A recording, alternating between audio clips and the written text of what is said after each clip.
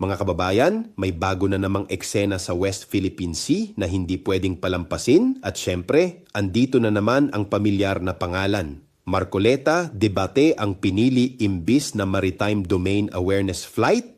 Imbis na tanggapin ang imbitasyon ni Jay Tariela na sumama sa MDA flight papuntang Kalayaan Island Group, si Rodante Marcoleta ay biglang naghamon ng debate kina Antonio Carpio at Jay Batong Bakal.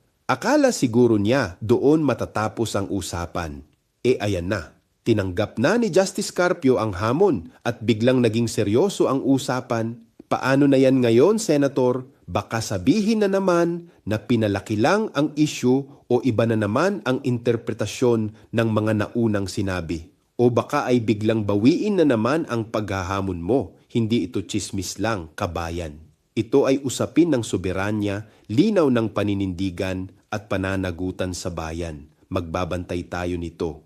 Dahil sa West Philippine Sea, hindi pwedeng malabo ang salita, lalo na kung malinaw ang interes ng bayan.